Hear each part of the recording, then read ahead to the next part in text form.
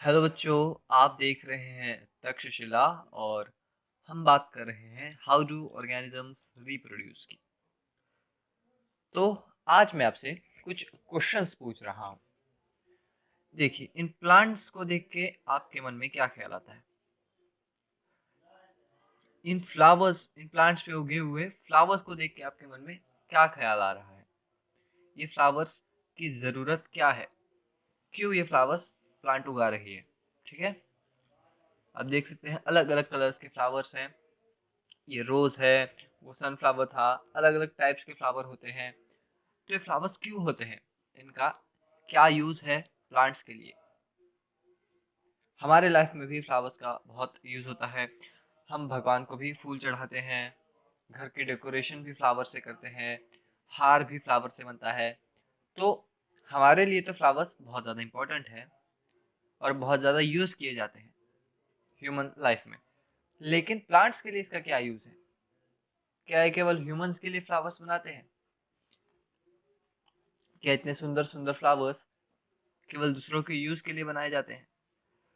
तो चलिए इसका आंसर देखते हैं आज हम sexual reproduction in flowering plants में। ओके, हमें पता चलेगा कि फ्लावर्स क्या हैं और उनका यूज क्या है प्लांट्स के लिए। तो चलिए शुरू करते हैं। देखिए, the reproductive parts of angiosperms are located in the flowers. तो फ्लावर जो है वो रिप्रोडक्टिव पार्ट कंसिस्ट करता है, रिप्रोडक्टिव पार्ट्स का मतलब उसमें रिप्रोडक्टिव पार्ट्स होते हैं प्लांट्स के। ओके, ठीक है। तो फ्लावर्स में क्या क्या होता है? फ्लावर्स में सेपल, पेटल्स, स्टेमेन और पिस्टल होता है। ठीक है, ये कॉमन, इन्हें वुल्स कहा जाता है। वुल्स होते हैं फ्लावर्स के। ठीक है, WHORLS, वुल्स। तो इन वुल्स में क्या क्या आते हैं? सेपल्स, पेटल्स, स्टेमेंस और पिस्टल। ये चार चीजें आती हैं ज्यादातर फ्लावर्स में।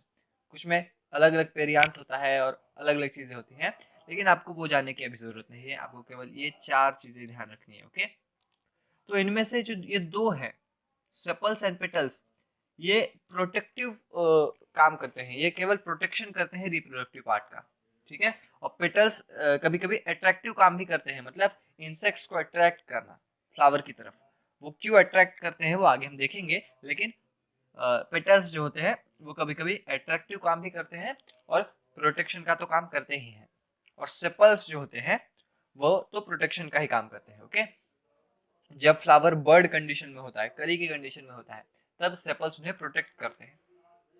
जैसे जैसे फ्लावर बढ़ता है वैसे वैसे सेपल्स छोटे होते जाते हैं साइज में और पेटल्स बढ़ जाते हैं साइज में। ओके, तो मेन जो रिप्रोडक्टिव पार्ट है फ्लावर का वो है स्टेमन और पिस्टल। ठीक है, ये दो है मेन रिप्रोडक्टिव पार्ट्स फ्लावर के। स्टेमन या फिर एंड्रोशियम, स्टेमन को एंड्रोशियम भी कहते हैं। इसे मेल रिप्रोडक्टिव पार्ट कहते हैं। क्या कहते हैं? Male reproductive part. Okay, male reproductive part है। मेल का सिंबल ऐसे होता है। और पिस्टल जो है ये फीमेल रिप्रोडक्टिव पार्ट है। ठीक है, पिस्टल जो है ये फीमेल रिप्रोडक्टिव पार्ट है और फीमेल रिप्रोडक्टिव पार्ट का या फिर फीमेल्स का सिंबल ये होता है। आपने टॉयलेट्स पे भी लगा हुआ देखा होगा। तो ये याद रखना है आपको पहले लाइन में कि फ्लावर्स में चार चीजें होती हैं: सेपल्स, पेटल्स, स्टेमेंस और पिस्टल्स।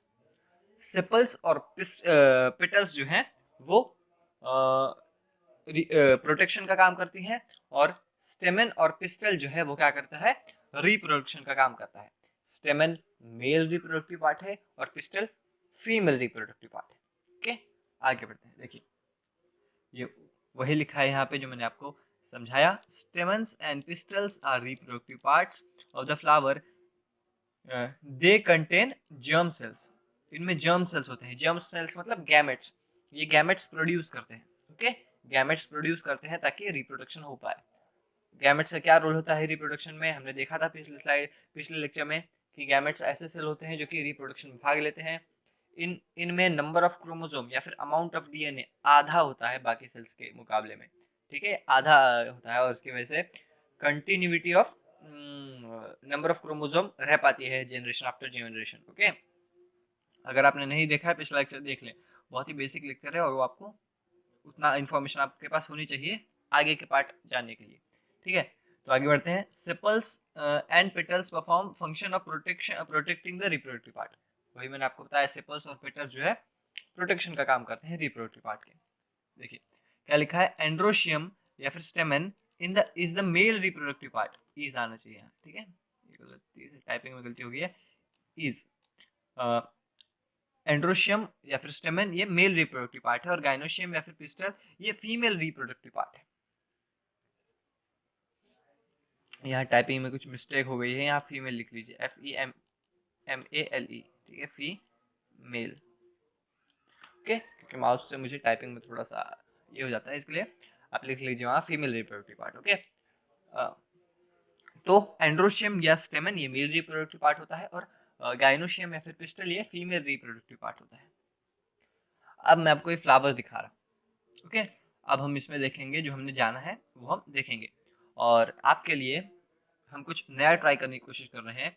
जो भी मैं आपको थियोरिटिकल पार्ट सिखाऊंगा टेक्स्ट बुक में, टेक्स्ट बुक के हिसाब से, उसका मैं ट्राई करूंगा कि आपको प्रैक्टिकल नॉलेज भी दिया जाए, आपको असली में दिखाया जाए कि जो मैं सिखा रहा हूँ उसका एप्लीकेशन क्या है, या फिर उसके बारे में रियल वर्ल्ड में जानने की कोशिश करेंगे। तो हम फ्लावर का डायसेक्शन भी देखेंगे, फ्लावर को डायसेक्ट करके देखेंगे असली फ्लावर को, ठीक है।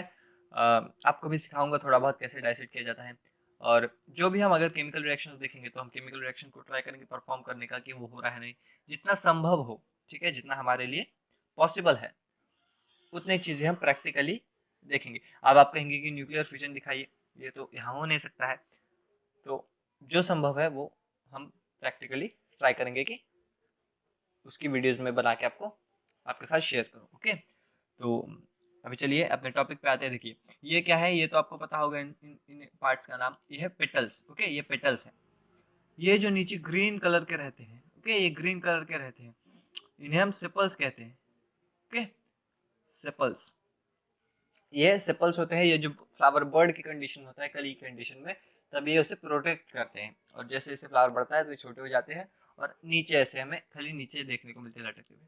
ओके, फिर ये जो है, ये है एंड्रोशियम या फिर स्टेमन, आप स्टेमन नाम से याद रखिए, आपकी बुक में स्टेमन नाम से दिया करिए। ये है स्टेमन या फिर मेल रिप्रोडक्टिव पार्ट, ठीक है। ये हमें इतने सारे जो दिख रहे हैं ये सब स्टेमन है, ठीक है। इन पे पोलन ग्रेन, ये स्टेमन के दो पार्ट्स होते हैं। एक है ये फिलामेंट, फिलामेंट जिसे कहते हैं, मतलब वो स्टिक जिससे ये लटका रहता है, एंथर, ये ऊपर का पार्ट एंथर है। तो एंथर जिस स्टिक से लटका रहता है उसे हम फिलामेंट कहते हैं। ये है फिलामेंट, एफ लिख दे रहा हूं मैं, ये है फिलामेंट और ये है एंथर, ठीक है।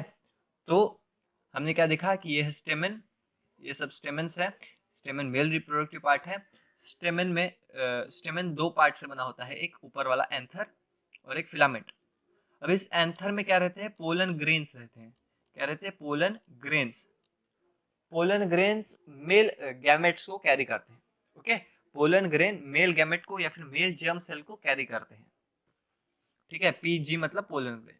ओके, ये जो हमें दिख रहा है ये है ओवरी, या फिर ओवरी ये नीचे वाला पार्ट है, ओवरी नहीं, इसे हम कहेंगे पिस्टल। इसे क्या कहेंगे हम, पिस्टल या फिर गाइनोशियम, ठीक है, इसे हम कहेंगे पिस्टल या गाइनोशियम, ठीक है।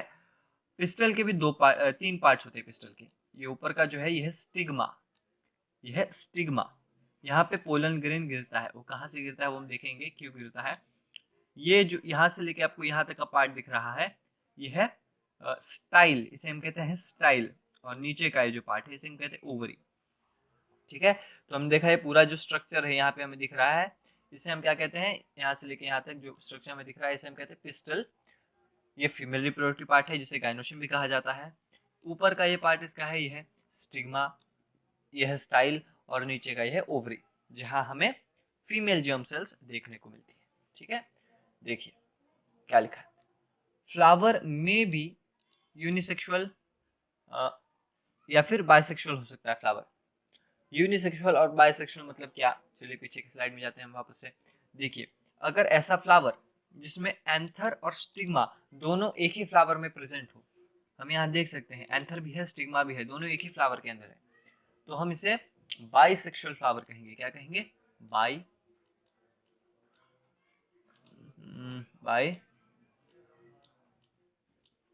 सेक्सुअल, फ्लावर कहेंगे।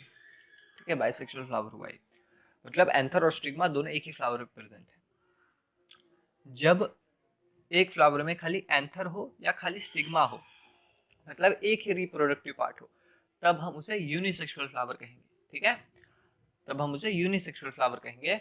और जब दोनों पार्ट प्रेजेंट हो गए रिप्रोडक्टिव एक ही फ्लावर में, तब हम उसे बाइसेक्सुअल फ्लावर कहेंगे। तो एग्जांपल्स क्या है देखिए यूनिसेक्सुअल फ्लावर के, पपाया और वाटरमेलन। ये ऐसे प्लांट्स हैं जिनमें ऐसे फ्लावर प्रोड्यूस होते हैं जिनमें खाली एक ही जिन फ्लावर्स में खाली एक ही रिप्रोडक्टिव पार्ट होता है, या तो स्टेमन होगा या फिर पिस्टल होगा।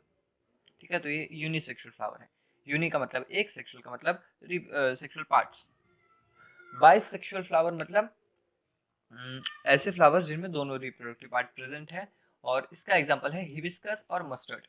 ठीक है, हिबिस्कस और मस्टर्ड। हिबिस्कस तो आपने हिबिस्कस के ज़्यादातर डाइसेक्शन करके में दिखाया जाता है कॉलेजेस में, तो हिबिस्कस तो आपके लिए बहुत अच्छा एक एग्जांपल हो सकता है बाइसेक्सुअल फ्लावर का। ठीक है, और मस्टर्ड भी एक बाइसेक्सुअल फ्लावर है।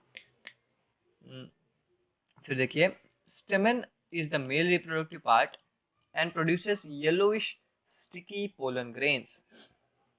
आपने कभी कोई फ्लावर हाथ में लिया होगा गुलाब का या फिर हिबिस्कस का, तो आपके हाथ में अगर उस फ्लावर का एंथर लग गया है, तो आप देखते होंगे कि आपके पीला पीला कोई पाउडर लग जाता है आपके हाथ में। उस फ्लावर के एंथर में से पीले पीले कुछ पाउडरी सब्सटेंस निकलता रहता है जो कि चिपक जाता है जल्दी से। तो इस सब्सटेंस को कहते हैं पोलन ग्रेन्स। ठीक है, इस स्टिकी सब्सटेंस को हम पोलन ग्रेन्स कहते हैं। और ये क्या होते हैं हमारे कहीं भी ये चिटक जाते हैं, ये बहुत ही स्टिकी होते हैं, चिपचिपे नहीं, खाली कहीं भी इनके इनकी स्ट्रक्चर ऐसी होती है, इनका ऊपर का जो सरफेस ऐसा होता है कि कहीं भी जाके चिपक जाए। ओके, तो ये ज़्यादातर येलोइश कलर के रहते हैं। येलोइश आपने रोज में देखा होगा पोलन ग्रेन, और हिबिस्कस में आपको येलोइश पोलन ग्रेन देखने को मिलता है। तो आप अगर चाहें तो आप आपके जो गमले वगैरह में कहीं हिबिस्कस का प्लांट होगा या रोज का प्लांट होगा, तो उसका फ्लावर एक तोड़िए और उसको ऐसे झाड़िए, तो आपको दिखेगा नीचे कि पाउडर कुछ गिर रहा है येलो कलर का, तो उसे हम पोलन ग्रेन कहते हैं। पोलन ग्रेन क्या करता है, वो मेल गैमेट्स को कैरी करता है, कैरीज द मेल गैमेट। मतलब ये पोलन ग्रेन है तो इसके अंदर मेल गैमेट्स होंगे। ठीक है, इसमें असली दो सेल रहते हैं, एक वेजिटेटिव और एक जेनरेटिव सेल। तो जेनरेटिव सेल जो रहता है वो मेल गैमेट रहता है। ठीक है, तो हमने क्या देखा कि आपको अभी यही याद रखना है कि पोलन ग्रेन्स में मेल गैमेट्स होते हैं या फिर मेल जर्म सेल्स होते हैं। पोलन ग्रेन मेल गैमेट्स या फिर मेल जर्म सेल्स को कैरी करता है। The स्टेमन contains two parts, long filament and anther. मैंने आपको पहले बता दिया कि स्टेमन के पास दो पार्ट होते हैं, एक ऊपर का ये एंथर और एक ये long filament. Okay, the pistil is the female reproductive part of the flower. Pistol जो है वो फीमेल रिप्रोडक्टिव पार्ट है, जिसमें कि ऊपर का एक स्टिग्मा होता है ऐसा। ठीक है, फिर नीचे एक स्टाइल होता है ऐसा। ओके, फिर ओवरी होती है नीचे, स्वोलन पार्ट, नीचे का जो स्वोलन मतलब फूला हुआ पार्ट है उसमें ओवरी होती है। ठीक है, तो ये हो गया स्टिग्मा, ये हो गया स्टाइल, और ये हो गया ovary. Ovary consist of ovules and ovules have egg. तो ओवरी के अंदर ओव्यूल्स होते हैं। ओव्यूल्स मतलब ऐसे ढांचे। ठीक है, ऐसे ऐसे स्ट्रक्चर्स होते हैं। ठीक है, ये पूरी ओवरी है, ऊपर से ऐसे ओवरी। ओके, और इसके अंदर ऐसे स्ट्रक्चर्स हैं या फिर ग्रूव्स हैं जिन्हें हम ओव्यूल कहते हैं। और ओव्यूल के अंदर क्या रहता है, ये एक ओव्यूल है, देख सकते हैं ये ओव्यूल्स हैं। ओके, ये ओव्यूल्स हैं, और ओव्यूल्स के अंदर इधर जो है एक, इसमें असली बहुत 8 सेल रहते हैं। हाँ 8 ही सेल रहते हैं, 8 सेल्स रहते हैं, 3 ऊपर 3 नीचे और 2 बीच में। 8 सेल्स रहते हैं, और नीचे के साइड में या फिर जहाँ से वो जुड़ा हुआ है उस साइड में हमें एग देखने को मिलता है, एग सेल्स, जिन्हें हम फीमेल जर्म सेल्स कहते हैं। ठीक है, तो ये जो है ये पूरा ओवरी है, ये पूरा ओवरी है ये। और ये यहाँ जो हमें गोल गोल दिख रहे हैं, ये जो है ये क्या है, ओव्यूल्स हैं।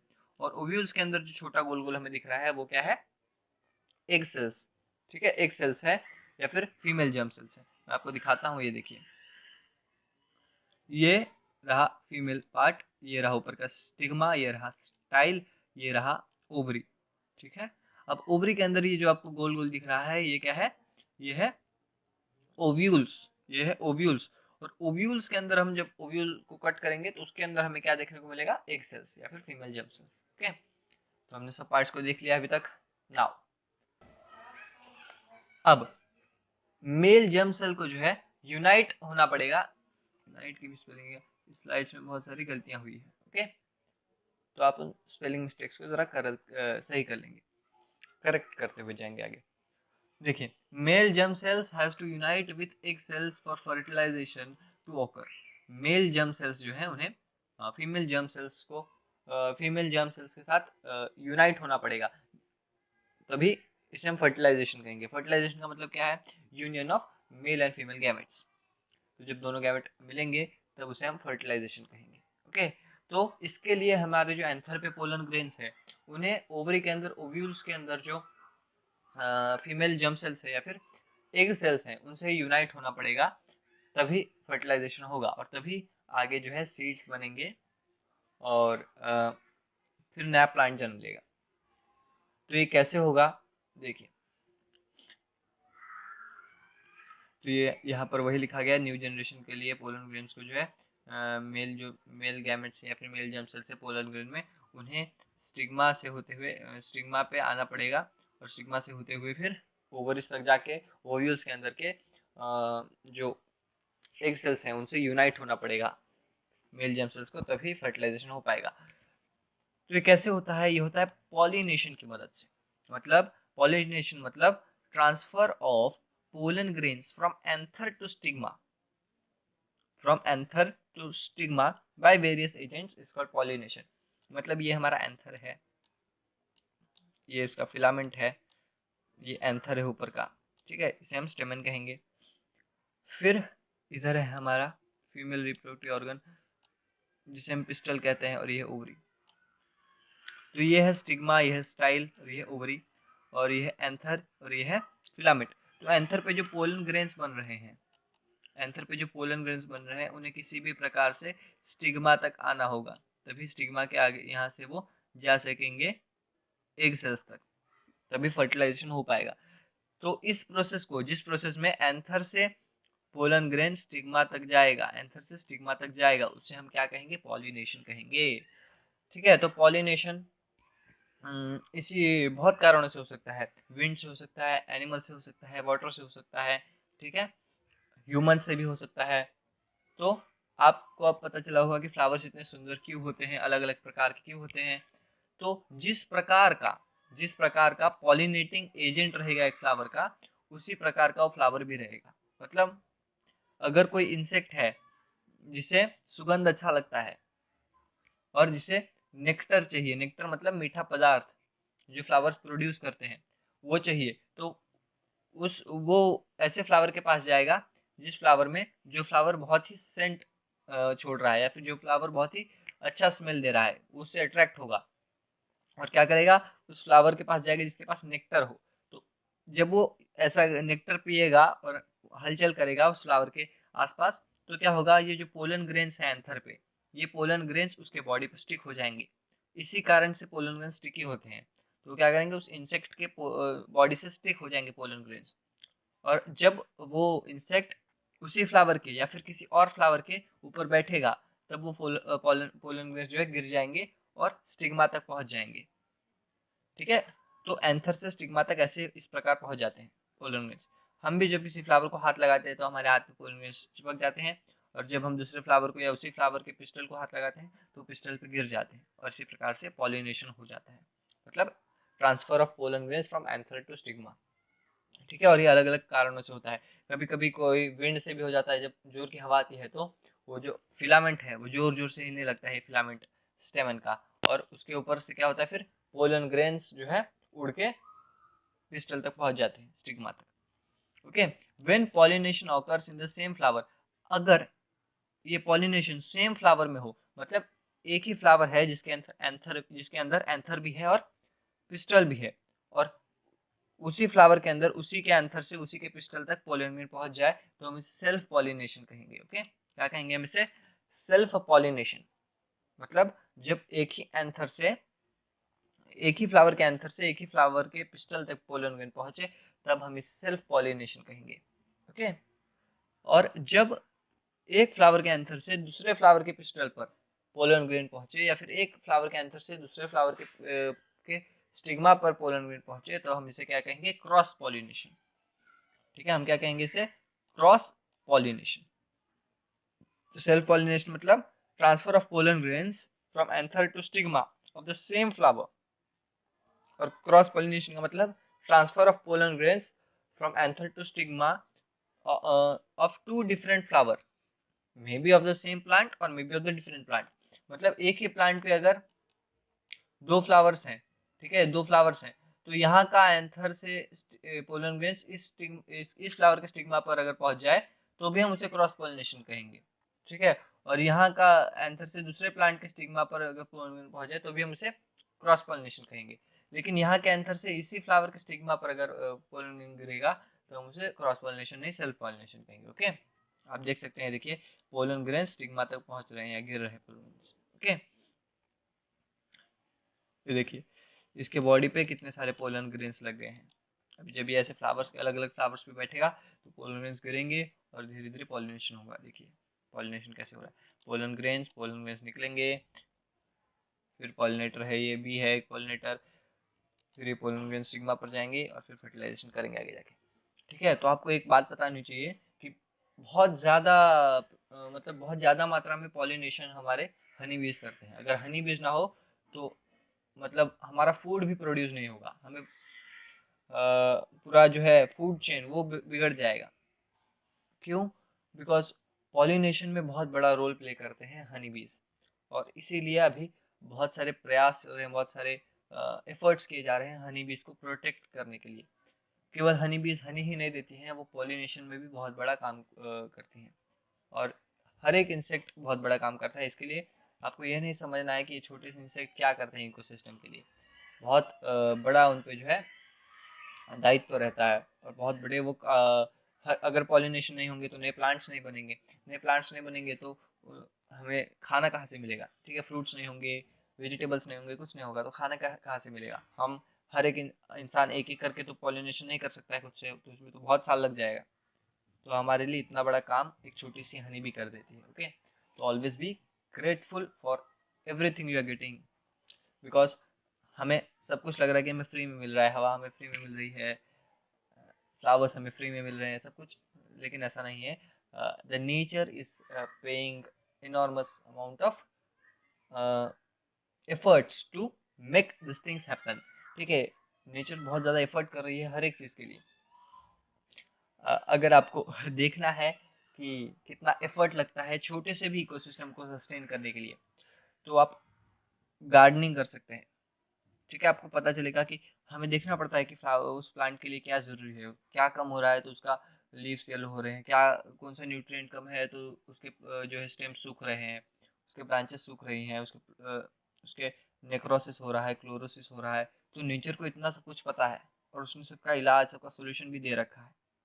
ठीक है, तो नेचर बहुत ज़्यादा अटेंशन अपने हर एक एनिमल पे, हर एक जीव पे अटेंशन देती है नेचर, और इसी वजह से जो हमें दिख रहा है इकोसिस्टम इतना सुंदर है, नेचर इतनी सुंदर है, वो इसीलिए है because nature cares for each and every individual under its shelter. जो भी उसके शेल्टर में है, जो भी उसके ऊपर निर्भर है नेचर के ऊपर, हर एक प्राणी पे वो उतना, हर एक जीवित वस्तु पे या फिर निर्जीव वस्तु पे भी नेचर उतना ही अटेंशन देती है। ओके, तो फिलोसॉफिकल बातें बहुत हो गई, आगे बढ़ते हैं। देखिए अब हम क्या देख रहे हैं, when the pollen lands on the suitable stigma it germinates into pollen tube। तो क्या हुआ, ये हमारा स्टिग्मा था, ये था पिस्टल और ये था पोलन, सॉरी ओवरी। ठीक है, तो जब यहाँ पे पोलन ग्रेन गिरेगा, पोलन ग्रेन जो है अगर सेम फ्लावर का है, उसी स्पीसीज के फ्लावर का है, तो वो क्या करेगा, पोलन ग्रेन एक ट्यूब बनाएगा और ट्यूब के सहारे फिर यहाँ जो एग है वहां तक पहुंच जाएगा मेल जर्म सेल्स, और मेल जर्म सेल और फीमेल जर्म सेल का यूनियन हो जाएगा, फर्टिलाइजेशन हो जाएगा। ठीक है, तो जब राइट काइंड ऑफ स्टिग्मा पे वो पोलन ग्रेन गिरेगा तो पोलन ट्यूब बनाएगा, और वो पोलन ट्यूब स्टिग्मा पिस्टल से होते हुए, ओवरी से होते हुए फीमेल जर्म सेल तक पहुंच जाएगा और फर्टिलाइजेशन हो जाएगा, which reaches the ovary and male germ cell fuses with egg cells in the ovule, so the fertilization take place, और उसके बाद फर्टिलाइजेशन होता है। ओव्यूल के अंदर जो एग है उससे फ्यूज हो जाएगा मेल जर्म सेल और फर्टिलाइजेशन होगा। The zygote formed after fertilization divides successively to form embryo. The ovule develops a tough coat and is gradually covered with converted into seed। ठीक है, क्या कहा गया है, ये हम मेल जर्म सेल और फीमेल जर्म सेल दोनों का यूनियन हुआ, तो जो नया सेल बनेगा उसे हम जाइगोट कहते हैं। क्या कहते हैं उसे? जाइगोट। और हमने बात किया था कि इस जाइगोट में जो है नंबर ऑफ क्रोमोसोम और अमाउंट ऑफ डीएनए सेम होगा अपने पेरेंट के जैसा। ठीक है, जैसे हमारे ह्यूमंस में 46 क्रोमोसोम्स हैं, तो हमारे जर्म सेल में या फिर गैमेट्स में 23 क्रोमोसोम होते हैं। लेकिन जब दो गैमेट्स का फर्टिलाइजेशन होता है तो नया जो सेल बनता है जाइगोट, उसके अंदर जो अमाउंट ऑफ डीएनए या फिर अमाउंट नंबर ऑफ क्रोमोसोम है वो सेम होता है, मतलब पेरेंट्स के जैसा 46 क्रोमोसोम ही होते हैं। तो यहाँ भी क्या होगा, मेल जर्म सेल और फीमेल जर्म सेल यूनाइट करेंगे या फिर एक सेल यूनाइट करेंगे और हमें एक नया सेल देखने को मिलेगा, नया सेल बनेगा जो कि जाइगोट है, जो कि नए प्लांट का पहला सेल है। Okay, it is the first cell of the new plant. तो अब वो जाइगोट फटाफट फटाफट बहुत ज़्यादा डिवीजन, सेल डिवीजन करेगा और एम्ब्रियो बनाएगा। एम्ब्रियो मतलब भ्रूण। भ्रूण मतलब वो ऐसे फीमेल बॉडी के अंदर ही डेवलप होता हुआ एम्ब्रियो, फीमेल बॉडी की ही अंदर डेवलप्ड होता प्लांट, उसे हम एम्ब्रियो कहेंगे, या फीमेल बॉडी के अंदर ही डेवलप होता ऑर्गेनिज्म, इसे हम एम्ब्रियो कहेंगे। एम्ब्रियो मतलब जाइगोट जो डिवीजन करता है उससे जो स्ट्रक्चर्स बनते हैं फीमेल बॉडी के अंदर ही, उसे हम एम्ब्रियो कहते हैं। ओके, तो जाइगोट डिवीजन करेगा जाइगोट और एम्ब्रियो बनाएगा। और फिर ओव्यूल का क्या होगा? ओव्यूल जो ये हमने देखा था कि ऐसे स्ट्रक्चर्स थे ओवरी के अंदर, अलग अलग स्ट्रक्चर थे, यहाँ पर ओव्यूल्स थे बहुत सारे। ठीक है, तो हर एक बहुत सारे पोलन ग्रेन्स गिरेंगे तो हर एक ओव्यूल का अंदर का जो एक सेल है फर्टिलाइज हो जाएगा। और फिर क्या होगा, यहाँ जो ओव्यूल है वो अब हार्ड कवरिंग डेवलप कर लेगा अपने ऊपर। ओके, हार्ड कवरिंग डेवलप कर लेगा और सीड बन जाएगा, टफ कवरिंग डेवलप कर लेगा और सीड के अंदर कन्वर्ट हो जाएगा। सीड के अंदर क्या रहता है, मतलब सीड के अंदर एम्ब्रियो रहता है। और ये जो ओवरी है, ओवरी वो बड़ी हो जाएगी, स्वेल हो जाएगी और जल्दी जल्दी डिवाइड होकर स्वेल हो जाएगी और पक जाएगी, जिसे हम फ्रूट कहते हैं। मतलब जो आप आम खा रहे हैं तो आम का जो फ्लेश है, उसकी जो कवरिंग है वो ओवरी है, और उसके अंदर का जो सीड है वो ओव्यूल था पहले। ठीक है, ओव्यूल जिसके अंदर एम्ब्रियो होता है। तो वो जो ओवरी है वो फ्रूट बन जाता है और जो ओव्यूल है वो सीड बन जाता है और सीड के अंदर एम्ब्रियो रहता है। यही लिखा है यहाँ पे, the ovary grows rapidly and ripens to form fruit. Meanwhile, the petals, sepals, stamen, style and stigma में shrivel off and fall off. तो क्या हो जाते हैं, पेटल्स, स्टाइल, स्टिग्मा इन सब का कोई काम रह नहीं गया है, तो धीरे धीरे वो क्या हो जाते हैं, गिर जाते हैं, सूख जाते हैं और गिर जाते हैं। ठीक है, कुछ प्लांट्स हैं जिनमें हमें थैलेमस वगैरह ऐसे नॉन रिप्रोडक्टिव पार्ट या फिर ओवरी और फ्रूट के अलावा भी कुछ कुछ पार्ट्स देखने को मिलते हैं, जिसके आपको अगर आपको जानना है तो आप देख सकते हैं गूगल वगैरह में, या फिर 11th क्लास की एनसीईआरटी पढ़ सकते हैं, 12th क्लास की NCERT, sexual reproduction in flowering plants. लेकिन आपको अगर ज़्यादा जानना है तो एग्जाम के पॉइंट ऑफ व्यू से वो इम्पोर्टेंट नहीं है। तो क्या आपको याद रखना है कि जैसे जैसे वो जो फ्रूट बड़ा होते जाता है फर्टिलाइजेशन के बाद, वैसे वैसे सेपल्स, स्टेमन्स, स्टाइल, स्टिग्मा ये सब गिर जाते हैं छोटे होके। The seed contains the future plant और द एम्ब्रियो, सीड के अंदर रहता है एम्ब्रियो या फिर future plant, which develops into seedling under appropriate condition. जब वो सीड गिरेगा, ठीक है, अब वो पड़ा रहेगा, मतलब समझिए सूखी सूखी मिट्टी में गिर गया है तो उसके पास पानी तो नहीं है, तो वो पड़ा ही रहेगा। जब जैसे बारिश होगी, ठीक है, तो उस सीड को पता चलेगा कि आजू बाजू का इन्वायरमेंट जो है वो हमारे लिए अच्छा है, तो वो क्या होगा, वो अंकुरित हो जाएगा, मतलब वो धीरे धीरे प्लांट में डेवलप होना शुरू कर देगा। ठीक है, वो सीडलिंग बन जाएगा, डेवलप्स इनटू सीडलिंग। सीडलिंग मतलब छोटा सा प्लांट जो कि अभी अभी जन्मा है, या फिर अभी अभी सीड के अगला वाला स्टेप जो रहता है प्लांट के डेवलपमेंट में, उसे सीडलिंग कहते हैं।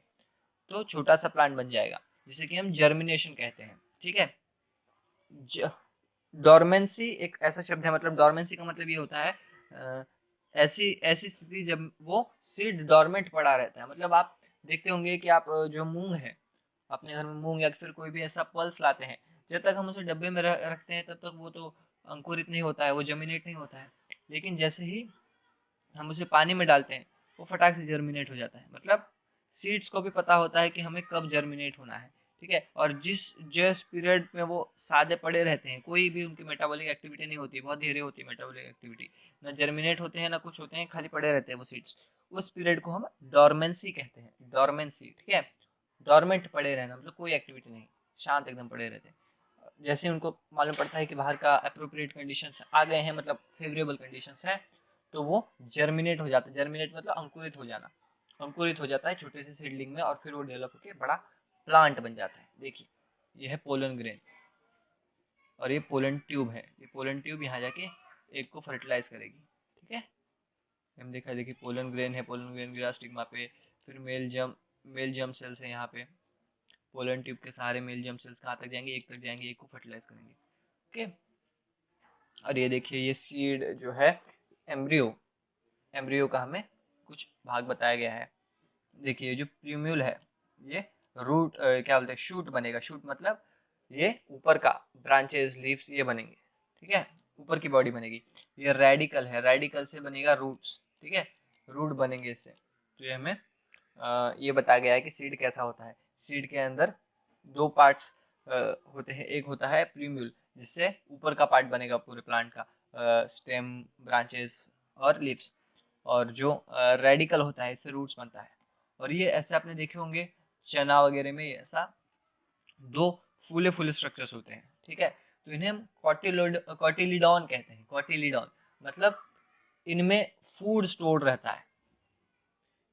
जब वो सीड ये बनेगा, सैपलिंग बनेगा या फिर सीडलिंग बनेगा, तब उसे फूड की जरूरत होगी, तब उसके पास पेटल्स तो होंगे नहीं। आपको ये पता होगा ना कि प्लांट्स जो है लीव्स के मदद से अपना फूड बनाते हैं। तो अभी जो जर्मिनेट हुआ है तब उसके पास तो ये नहीं है, लीव्स नहीं है, तो वो क्या करेगा, इसी कोटिलीडॉन में जो फूड है, इसी कोटिलीडॉन में जो स्टोर्ड फूड है उसको यूज करके वो सीड डेवलप होगा आगे, ठीक है। एक छोटा सा प्लांट बनेगा जब तक उसकी नई लीव्स ना आ जाए, तो ऐसे वो जिंदा रहता है। और जब सीड अवस्था में रहता है तभी भी इस कॉटिलीडॉन का यूज करके वो जिंदा रहता है। इसमें थोड़ा थोड़ा फूड खाते रहता है, मतलब थोड़ा थोड़ा जो स्टोर्ड फूड है उसको यूज कर करके वो जिंदा रहता है सीड, ओके। तो आज का लेक्चर बहुत लंबा था, हमने बहुत कुछ सीखा, बहुत कुछ देखा और बहुत कुछ जाना भी, ओके। तो अब आप वापस से चाहे तो एक बार इस लेक्चर को देख लीजिए, या फिर एक बार आपका जो टॉपिक है सेक्सुअल रिप्रोडक्शन प्लांट्स उसे रिवाइज कीजिए, और फिर इस लेक्चर को एक बार वापस से देखिए, तब आपको ये पूरी अच्छी तरह से क्लियर हो जाएगा ये पार्ट, ओके। तो अब मिलते हैं आपसे अगले लेक्चर में। अगर वीडियो पसंद आया हो तो लाइक कर दें, चैनल को सब्सक्राइब कर दें और बेल आइकन दबा दें, ताकि आपको आगे आने वाली वीडियोस की नोटिफिकेशन मिलते रहे।